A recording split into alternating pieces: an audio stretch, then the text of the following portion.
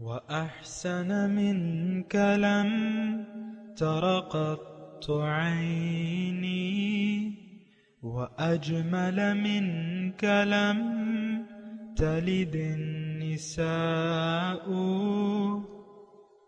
خلقت مبرأ من كل عيب خلقت مبرأ من كل عيب كأنك قد خلقت كما تشاء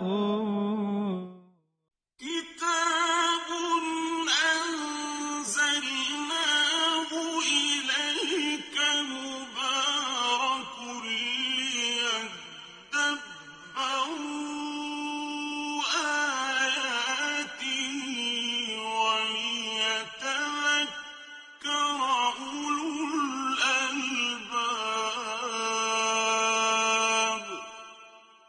یہ کتاب برکت والی ہے جسے ہم نے آپ کی طرف نازل فرمایا ہے تاکہ دانش مند لوگ اس کی آیتوں میں غور و فکر کریں اور نصیحت حاصل کریں. اللہم صلی علی سیدنا محمد وعلی آل سیدنا محمد بعدد کل ذرۃ مئۃ الف الف مرۃ. سامعین و ناظرین کرام، السلام علیکم ورحمۃ اللہ وبرکاتہ. سامعین کرام، سورہ احزاب آیت نمبر 15 سے 17 تک آج کا سبق ہے. آج کا موضوع، کیا ہم نے اسلام کی روح کو سمجھ کے اسے قبول کیا ہے؟ اس کے ساتھ سامعین اکرام آج کے سبق کا آغاز کرتے ہیں. سب سے پہلے گزشتہ سبق کا اعادہ ہوگا. وَإِذْ يَقُولُ الْمُنَافِقُونَ وَالَّذِينَ فِي قُلُوبِهِم مَّرَضٌ مَّا وَعَدَنَا اللَّهُ وَرَسُولُهُ إِلَّا غُرُورًا.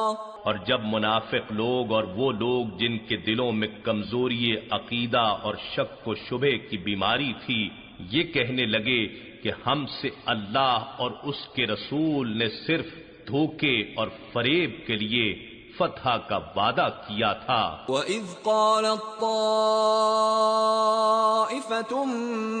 مِّنْهُمْ يَا أَهْلَ يَثْرِبَ لَا مُقَامَ لَكُمْ فَارْجِعُوا وَيَسْتَأْذِنُ فَرِيقٌ مِّنْهُمُ النَّبِيَّ يَقُولُونَ إِنَّ بُيُوتَنَا عَوْرَةٌ وَمَا هِيَ بِعَوْرَةٍ إِن يُرِيدُونَ إِلَّا فِرَارًا. اور جب کہ ان میں سے ایک گروہ کہنے لگا، اے اہل یثرب، تمہارے بحفاظت ٹھہرنے کی کوئی جگہ نہیں رہی، تم واپس گھروں کو چلے جاؤ. اور ان میں سے ایک گروہ نبی اکرم صلی اللہ علیہ وآلہ وسلم سے یہ کہتے ہوئے واپس جانے کی اجازت مانگنے لگا کہ ہمارے گھر کھلے پڑے ہیں، حالانکہ وہ کھلے نہ تھے، وہ اس بہانے سے صرف فرار چاہتے تھے. وَلَوْ دُخِلَتْ عَلَيْهِمْ مِنْ أَقْطَارِهَا ثُمَّ سُئِلُوا الْفِتْنَةَ لَآتَوْهَا وَمَا تَلَبَّثُوا بِهَا إِلَّا يَسِيرًا. اور اگر ان پر مدینے کے اطراف و اکناف سے فوجیں داخل کر دی جاتی، پھر ان نفاق کا عقیدہ رکھنے والوں سے فتنہ کفر و شرک کا سوال کیا جاتا تو وہ اس مطالبے کو بھی پورا کر دیتے اور تھوڑے سے توقف کے سوا اس میں تاخیر نہ کرتے. سامعین کرام، سورہ احزاب آیت نمبر 15. وَلَقَدْ كَانُوا عَاهَدُوا اللَّهَ مِنْ قَبْلُ، اور اس سے پہلے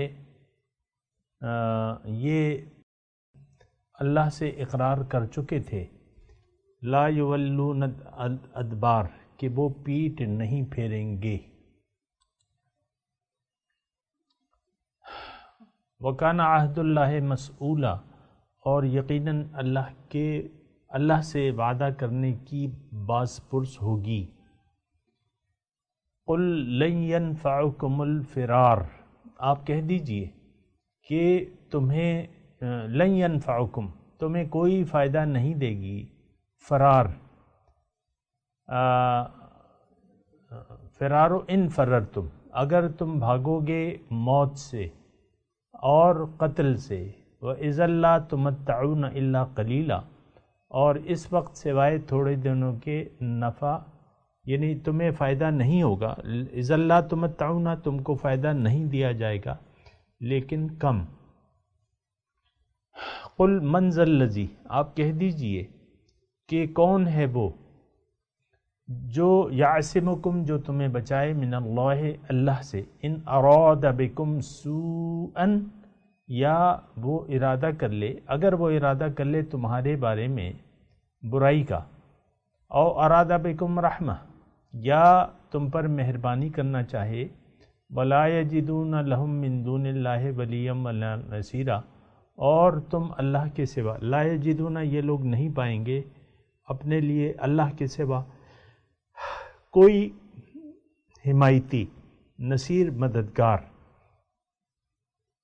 سامعین کرام، 3 آیت ہم نے پڑھی ہیں، تقریباً مضمون ایک ہی تسلسل میں ہے، اور گزشتہ سبق میں ہم نے یہ پڑھا تھا کہ منافق لوگ اور جن کے دلوں میں مرض ہے نفاق کا، وہ انہوں نے جب لشکروں کو دیکھا تو ان کے منہ سے کانٹے نکلنے لگے، یا کانٹوں بھری باتیں، یا شکوہ، یا جو آپ نے سنا ہے وہی اس قالت طائفتم۔ پھر ایک ٹولی یہ تھی کہ جب وہ لشکر دیکھے تو وہ مایوس ہو گئے، لا مقام لکم فرجعوا، اے مدینے والو، اے اہل یثرب، تمہارے لیے اب کوئی ٹھہرنے کی جگہ نہیں ہے، واپس۔ اس کے بارے میں ہم نے بات کی تھی، اور یہ اصل میں بیان ہو رہا ہے سامعین کرام جو منافقین ہیں، اور منافق شخص وہ ہے سامعین کرام جس نے رسمی طور پہ ایمان قبول کر لیا ہے لیکن دل میں اس کے ایمان نہیں ہے۔ یہ تعریف جو ہے ہم پہ بھی صادق آتی ہے۔ سامعین کرام ذرا اس کو غور سے مطلب اگر آپ دیکھیں اور ذرا تجزیہ کریں تو اس میں یہ ہوتا ہے کہ آپ دیکھیں اور سوچیں اور محسوس کریں۔ دیکھیں، میں نے آپ کو کہا کہ رسمی طور پہ تو آپ کو معلوم ہے کہ ہمارا جو دین اسلام ہے وہ رسمی ہے، وہ کوئی حقیقی تھوڑی ہے، ہم نے کوئی سوچ سمجھ کے تو نہیں لیا ہے اس کو قبول کیا۔ اسلام کی دعوت کو ہم جانتے نہیں ہیں عام طور پہ کہ بھئی اسلام کی اصل میں دعوت ہے کیا، اور پھر یہ ہے کہ جب دعوت کو نہیں جانتے تو پھر یہ ہے کہ اس کی حقیقت، اسلام کی حقیقت، یہ ایک بات میں کہہ رہا ہوں، تھوڑا سا نوٹ کریں، اس پہ غور کریں کہ اسلام کی یہ معاشرہ جس میں میں اور آپ رہ رہے ہیں، اس کو اسلام کی حقیقت کا پتہ نہیں ہے کہ اسلام ہے کیا چیز، اسلام کی حقیقت میں دعوت کیا ہے، یا حضور صلی اللہ علیہ وسلم کی دعوت اصل میں ہے کیا۔ تو جب آپ کو اپنے دین کی حقیقت کا ہی معلوم نہیں ہے، عام طور پہ آپ دیکھیں کہ ہم صرف نماز، روزہ، حج، زکوٰۃ کو اسلام قرار دیتے تھے۔ بعض لوگ داڑھی کو اسلام سمجھ لیتے ہیں کہ بھئی ہم نے داڑھی رکھ لی تو بس بڑا کام کر لیا، مثال کے طور پہ، یا ایک لڑکی ہے، عورت ہے، اس نے اگر پردے کی شرائط پورے کرنے لگی، باقی زندگی اپنی مرضی سے گزار رہی ہے۔ تو یہ یعنی آپ دیکھیں کہ ہمارے معاشرے میں چلن کیسا ہے۔ آپ دیکھیں عام طور پہ یہ کہا جا رہا ہے کہ بھئی نماز جو ہے وہ عام طور پہ یہ ہوتا ہے نا، کوئی کہتا ہے ہم نماز سر نہیں ڈھکیں گے، بعض لوگ ہمارے بھائی ایسے ہیں مسلمان کہ وہ سر نہیں ڈھکتے، بعض کہتے ہیں کہ نہیں سر ڈھکنا تو ضروری ہے۔ اب اس میں اختلافات ہیں۔ پھر یہ رفع یدین ہو گیا، اور پھر آپ دیکھیں کہ عام طور پہ پائنچے چیک کیے جاتے ہیں کہ آپ کے پائنچے اوپر ہیں کہ نیچے ہیں، عام طور پہ کہتے ہیں کہ بھئی پائنچے اوپر کر لو۔ یہ ساری باتیں صحیح ہیں، میں یہ نہیں کہہ رہا، لیکن آپ دیکھیں کہ ہماری توجہ کس طرف ہے۔ عام طور پہ جو ممبر پہ مضامین بیان کیے جاتے ہیں وہ فرقواریت سے بھرے ہوتے ہیں، یا آپ قصے کہانیاں آپ دیکھیں تھے۔ میں کسی پہ کوئی چوٹ نہیں کر رہا، لیکن میں عام دیکھ رہا ہوں، آپ کو میں بیان کر رہا ہوں۔ آپ دیکھیں ہمارا یہ درس ہے مثال کے طور پہ، اس کے ویورز کتنے ہیں، پھر آپ دیکھیں جو کہانیاں یا جو اسلامی واقعات، ساری تقریر ان کی واقعات سے لبریز ہوتی ہے، تو ان کے آپ دیکھ لیں، ان کے ویورز جو ہیں وہ بہت ہیں، یا جو قوم کو اختلافات میں رکھتے ہیں اور دوسرے فرقوں کا ابطال کرتے رہتے ہیں یا بحث و مناظرے کرتے رہتے ہیں، ان کے ویورز بہت ہوتے ہیں۔ یعنی چھوٹی چھوٹی باتوں پہ آپ نے اختلافات کی وہ بیج بو دیے ہیں اور اس کو آپ ہوا دے رہے ہیں۔ یعنی امت میں تفرقہ، ایسی بات تو نہیں ہے سامنے کرام، تفریقی کی کیا ضرورت ہے؟ وَإِنَّ هَذِهِ أُمَّتُكُمْ أُمَّةً وَاحِدَةً وَأَنَا رَبُّكُمْ فَاعْبُدُونِ، یہ تمہاری ایک امت ہے اور میں تمہارا رب ہوں، میری بندگی کرنی ہے تم نے۔ یہ اللہ تعالیٰ کا فرمان ہے، قرآن میں ہے۔ وَاعْتَصِمُوا بِحَبْلِ اللَّهِ جَمِيعًا وَلَا تَفَرَّقُوا، اللہ تعالیٰ کی رسی کو مضبوطی سے پکڑ لو اور تفرقہ بازی نہ کرو۔ إِنَّ الَّذِينَ فَرَّقُوا دِينَهُمْ وَكَانُوا شِيَعًا لَّسْتَ مِنْهُمْ فِي شَيْءٍ، اور جن لوگوں نے اسلام کو ٹکڑے ٹکڑے کر دیا، فرقوا دینہم، اپنے دین کو ٹکڑے کر دیا اور وہ پارٹی بن گئے، آپ ان میں سے کسی میں سے بھی نہیں ہیں، تو یہ تفرقہ بازی کا ایک ماحول ہے۔ اور سامعین اکرام، اسلام سے ہم حقیقت میں دور ہو گئے۔ تو یہاں جو تذکرہ ہو رہا ہے یہ ان لوگوں کا ہے جو حقیقت اسلام کی نہیں سمجھے، رسمی طور پہ انہوں نے حالات سے مجبور ہو کے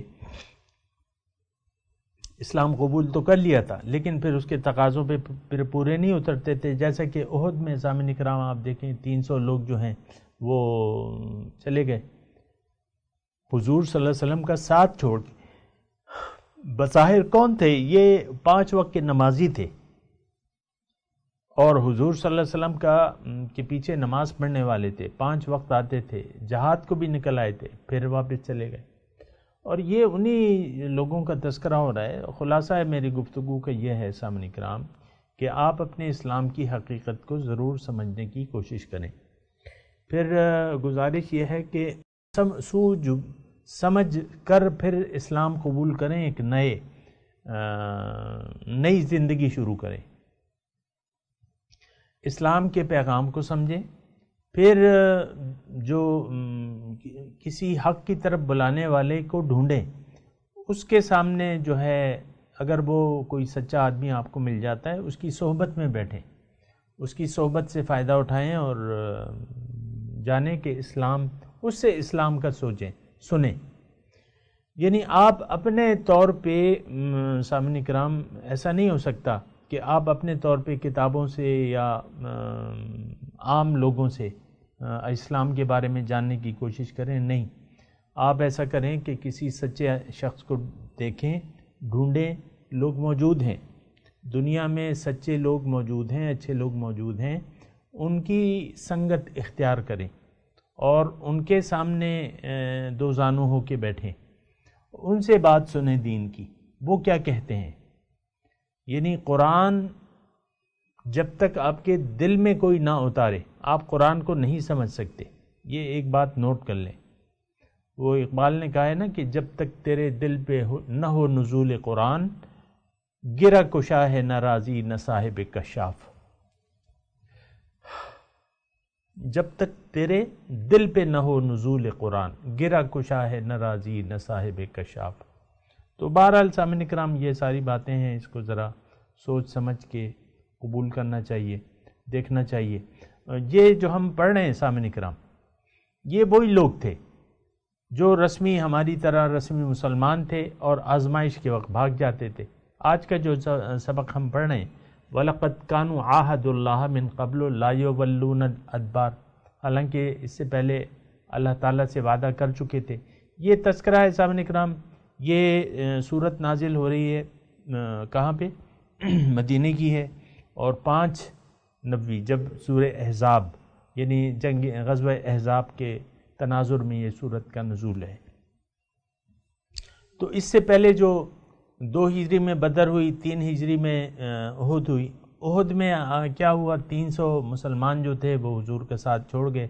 پھر جب واپس آئے حضور صلی اللہ علیہ وسلم واپس آئے تو ظاہر ہے یہ یعنی مرتد تو نہیں ہوئے تھے، بظاہر اسلام تو چھوڑا، پھر مسجد آنا شروع ہو گئے، پھر اپنے ہیلے بہانے، اور پھر کہا کہ بھئی ہم آئندہ اگر کوئی ایسا موقع آئے تو ہم فرار نہیں اختیار کریں گے. یہ اس کے بارے میں ہے. وَلَقَدْ كَانُوا عَاهَدُ اللَّهَ مِن قَبْلُ لَا يُوَلُّونَ الْأَدْبَارَ. اللہ تعالیٰ سے وعدہ، یعنی اللہ کا رسول، ظاہر ہے کہ رسول کے سامنے انہوں نے کہا تھا کہ بھئی اب ہم نہیں کریں گے ایسا. وَكَانَ عَهْدُ اللَّهِ مَسْئُولًا. اللہ تعالیٰ فرما رہا ہے کہ اللہ تعالیٰ سے جو تم نے وعدہ کیا ہے تو اس کی ضرور پرسش ہوگی، تم سے پوچھا جائے گا. تو اللہ تعالیٰ اپنے وعدوں میں سچا ہے، اور مخلوق کو پھر ایک وعدہ کرنا ہوتا ہے اگر اس کو اچھا انجام چاہیے. یہ بات نوٹ کر لیں، اگر مخلوق کو اچھا انجام چاہیے آخرت میں، دنیا اور آخرت میں اچھی زندگی چاہیے، تو پھر اللہ تعالیٰ سے آپ کو ایک وعدہ کرنا پڑے گا، اور وہ وعدہ اس وعدے کی تجدید ہوگا جو آپ نے روز الست کیا تھا، عالم ارواح میں جو آپ نے وعدہ کیا تھا نا رب سے. اب اگر آپ وعدہ کریں گے تو یہ اس کی تجدید ہوگا. اور یہ جب آپ یہاں وعدہ کرتے ہیں تو اس کا کیا مطلب ہوتا ہے؟ بیعت اسلام کیا ہے کہ آپ کہتے ہیں کہ بھئی میں اپنی جان و مال کو اللہ تعالیٰ کے ہاں بیچتا ہوں، اور بیعت کر لیتے ہیں آپ کسی یعنی اللہ تعالیٰ کے منظور شدہ اور مقبول بندہ خدا کے ہاتھ پہ آپ بیعت کر لیتے ہیں کہ میں آئندہ اپنی زندگی جو ہے اللہ کو مقصود بنا کے اور اللہ تعالیٰ کے راستے پر حضور صلی اللہ علیہ وسلم کے طریقے کے مطابق زندگی گزاروں گا. تو یہ وعدہ ہے. لیکن آپ دیکھیں وَكَانَ عَهْدُ اللَّهِ مَسْئُولًا، یہ آیت تو ہم پڑھ رہے ہیں لیکن ہمیں تو کوئی احساس نہیں ہے عام طور پہ کہ بھئی ہم نے بھی کوئی وعدہ کیا ہوا ہے اللہ تعالیٰ سے. یہ تو نوٹ کریں نا آپ، اللہ تعالیٰ سے ہم ایسا نہیں ہوتا کہ ہم نے، یعنی عام طور پہ میں آپ سے ہی مخاطب ہوں، کتنے لوگوں کے ذہن میں یہ ہوگا یا دل میں ہوگا کہ بھئی میں نے وعدہ کیا ہے. عام دنیا کے وعدوں کو تو ہم خیال رکھتے ہیں. مثال کے طور پہ آپ کے گھر میں کوئی خالہ کام کر رہی ہے، مثال کے طور پہ عرض کرتا ہوں، اس کی بیٹی کی کوئی شادی ہے اور وہ آپ سے کہتی ہے کہ بھئی مجھے 2 مہینے میں یہ شادی کرنی ہے. آپ اس سے وعدہ کر لیتی ہیں کہ بھئی میں تمہیں 2 لاکھ روپے دوں گی یا دوں گا. کوئی بھی ہے، آپ کا نوکر ہے، نوکرانی ہے، جو بھی ہے، 2 لاکھ روپے کا. اب وہ تو سارا انحصار اس بیٹی کی شادی کا آپ کے پیسوں پہ ہے. آپ اپنا وعدہ پورا کریں گے تو تب اس کی بیٹی کی وہ اپنے لیے کام کرے گی، مطلب وہ سودا والا جو بھی ہے. تو ایک وعدہ جو ہے جو ہم نے اللہ تعالیٰ سے کیا ہوا ہے، ایک تو عام طور پہ سامعین کرام میں اس بات کی شہادت دیتا ہوں کہ عام طور پہ ہمیں اس کا کوئی احساس نہیں ہے، کیونکہ یہ تو ہمارا روایتی جدی پشتی دین چلا آ رہا ہے. ہمیں کیا پتہ وعدہ کیا ہوتا ہے، اللہ تعالیٰ سے وعدہ کیا ہوتا ہے. یہ کلمہ توحید جو ہم پڑھتے ہیں، جس کی بنا ہم اسلام یا میں داخل ہوتے ہیں یا مسلمان سمجھے جاتے ہیں، یا اس کی بنا ہم اپنے آپ کو مومن کہتے ہیں یا کہلواتے ہیں. یہ کیوں، یعنی ہم مسلمان کیوں ہیں، ہم مومن کیوں ہیں؟ یہ ایک وعدہ ہے جو آپ نے کیا ہے اللہ تعالیٰ سے. اشہد ان لا الہ الا اللہ و اشہد ان محمد عبدہ و رسولہ، یہ یعنی ایک وعدہ ہے جو آپ نے اللہ تعالیٰ سے اور اس کے رسول سے کیا ہوا ہے. سامعین کرام، تو اب یہ وعدہ اللہ تعالیٰ اس کی پوچھ گچھ تو ہوگی.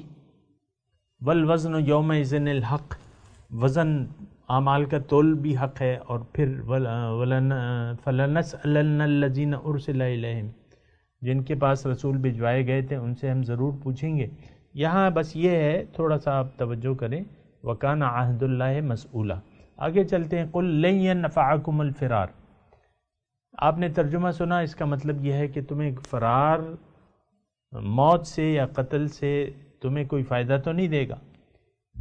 اور اگر یعنی تم اس میں تھوڑا سا مضمون یہ ہے سامعین کرام کہ اگر جنگ سے انسان بھاگ جائے، یعنی آپ جنگ موت کے ڈر سے نہیں جاتے نا کہ کوئی میں قتل ہو جاؤں گا یا موت آ جائے گی. تو اب اس میں یہ مضمون ہے کہ اگر آپ جنگ سے بھاگیں گے، دوسری جگہ یہ مضمون وضاحت سے ہے قرآن پاک میں کہ تمہیں موت کا وقت تو ایک دن معین ہے، اور وَلَوْ كُنْتُمْ فِي بُرُوجٍ أَيْنَمَا تَكُونُوا يُدْرِككُمُ الْمَوْتُ وَلَوْ كُنْتُمْ فِي بُرُوجٍ مُشَيَّدَةٍ، جہاں بھی تم ہو تو موت تو تمہیں آئے گی، اگر تم مضبوط قلعوں میں بھی بند ہو موت تو آئے گی، یہ تو ہمیں معلوم ہے، موت کا وقت معلوم ہے سامعین کرام۔ تو یہاں وَإِذًا لَا تُمَتَّعُونَ إِلَّا قَلِيلًا میں یہ مضمون ہے کہ موت تو اپنے وقت پہ آئے گی۔ تم یعنی جنگ سے بھاگ گئے، بہت سے لوگ جنگ سے واپس زندہ آ جاتے ہیں، اور پھر تو موت کا تو ڈر ایسا نہیں ہے کہ تم اس سے بھاگ جاؤ یا تم اپنی زندگی کو بچا لو گے۔ اچھا، اب تم جنگ کو نہیں گئے، تمہاری موت مثال کے طور پہ نہیں تھی، یا تم بھاگ گئے، تو یہ تو موت تو اپنے وقت پہ آئے گی۔ تو اگر تم وہاں نہیں گئے تو یہاں تم رہے، تو موت تو اگر نہیں آنی تھی تو وہاں بھی نہیں آئے گی، یہاں بھی نہیں آئے گی، لیکن اس کے بعد جو تم زندگی گزارو گے، یعنی اللہ کے اور رسول کی نافرمانی اور ان سے غداری کے بعد جو تم زندگی گزارو گے، تو ٹھیک ہے، تمہیں تھوڑا فائدہ تو مل جائے گا دنیا کی زندگی کا، تو لیکن کتنا تم جی لو گے؟ وَإِذًا لَا تُمَتَّعُونَ إِلَّا قَلِيلًا، تم کو فائدہ نہیں ملے گا لیکن تھوڑی سی مدت۔ قُلْ مَتَاعُ الدُّنْيَا قلیل ہے نا، قرآن میں ہے کہ بھئی آپ کہہ دیں کہ متاع دنیا تو قلیل ہے۔ بہرحال آگے چلتے ہیں، قُلْ مَنْ ذَا الَّذِي يَعْصِمُكُم مِّنَ اللَّهِ، یہ ہم نے ترجمہ پڑھا ہے، اس کا مطلب یہ ہے کہ اللہ تعالیٰ یعنی خیر اور شر، النافع الضار، یہ اللہ تعالیٰ کی صفات ہیں سب کرام۔ تو اللہ تعالیٰ فرما رہا ہے کہ بھئی من ذا الذی یعصمکم من اللہ ان اراد بکم سوءا او اراد بکم رحمہ، کون ہے وہ جو تمہیں بچا لے اللہ تعالیٰ سے۔ اس آیت میں مضمون یہ ہے کہ تمام خیر و شر کا مالک اللہ تعالیٰ ہے، یہ ہمارا ایمان ہے۔ اس کائنات میں جو بھی ہو رہا ہے تو اللہ تعالیٰ کی وجہ سے ہو رہا ہے۔ اللہ تعالیٰ فاعل حقیقی کون ہے؟ اللہ تعالیٰ ہے۔ یہ رزق کی تقسیم کس نے کی ہوئی ہے؟ کون کر رہا ہے؟ یہ اللہ تعالیٰ کے کام ہیں، یہ اللہ کے فیصلے ہیں۔ تو یہ خیر اور شر، تو یہ تو تم اپنے تدبیر اور ارادے سے نہ اپنے آپ کو فائدہ پہنچا سکتے ہو، نہ اپنے آپ کو نقصان سے بچا سکتے ہو۔ یہ دونوں باتیں ہیں۔ یعنی آپ یہ ہمارے 65 کی جنگ میں ہوا تھا نا، بہت کم لوگوں کو معلوم ہوگا کیونکہ سارے میرے سامعین تو وہ ہیں، نئی نسل ہے، تو بہرحال تقریباً تو وہ 65 کی جنگ میں یہ ہوا تھا کہ لاہور میں بمباریاں ہو رہی تھی، تو ایک خاندان یہاں آ گیا کہ بھئی وہاں بمباری ہو رہی ہے، اور یہاں پشاور آ گیا۔ تو پشاور میں جب آیا ہے وہاں وہ جہاز آیا ہے، بم برسا کے چلا گیا ہے، مر گئے سب لوگ۔ اپنے آپ کو اپنی تدبیر سے آپ اپنے آپ کو خیر یعنی اپنے آپ کو خیر نہیں پہنچا سکتے اپنی تدبیروں سے، اور اپنے کو نقصان سے بھی نہیں بچا سکتے۔ اس آیت میں وہی مضمون ہے، یعنی تمام خیر و شر کا مالک اللہ تعالیٰ کی ذات ہے، لہٰذا اللہ تعالیٰ سے یعنی نفع کی امید اللہ سے رکھنی چاہیے، یا نقصان سے بچنا آپ نے، اللہ تعالیٰ آپ کی مدد کرے گا تو آپ نقصان سے بچ جائیں گے۔ یعنی بنیادی طور پہ لا یجدون لہم من دون اللہ ولیا ولا نصیرا، کہ بھئی اللہ کے سوا تمہارا نہ تو کوئی دوست ہے نہ مددگار، اللہ کے سوا، یعنی اللہ تعالیٰ ہی دوست ہے۔ انسان کا دیکھیں، یہ تو اتنی مطلب ہمارا تو یقین نہیں ہے، اتنا یقین نہیں ہے، لیکن خیر و شر، فائدہ و نقصان پہنچانے والی تو ذات ایک ہی ہے۔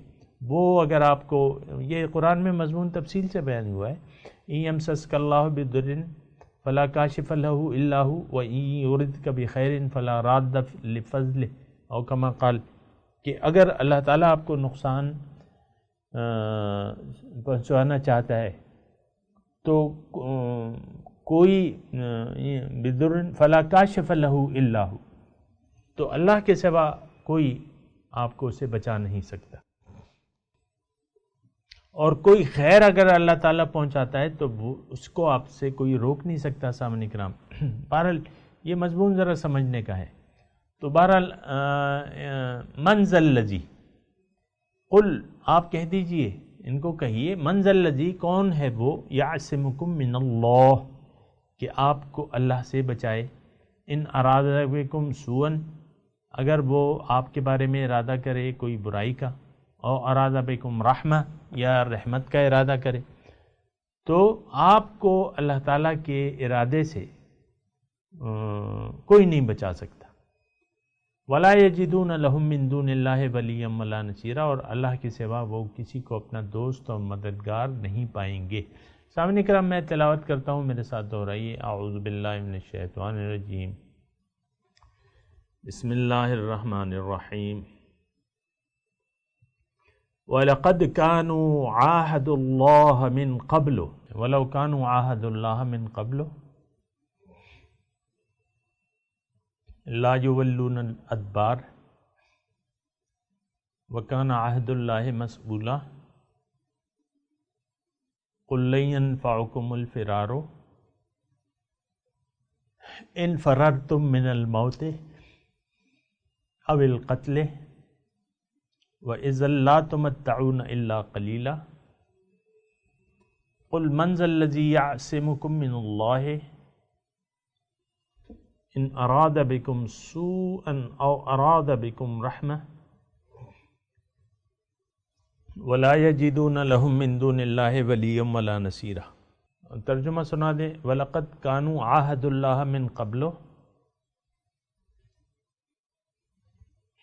اس سے پہلے انہوں نے اللہ سے وعدہ کیا تھا، لا يولون الادبار، کہ وہ پیٹھ نہیں پھیریں گے میدان جنگ میں۔ وَكَانَ عَهْدُ اللَّهِ مَسْئُولًا، اور جو وعدہ اللہ سے کیا جاتا ہے اس کے بارے میں سوال ضرور ہوگا۔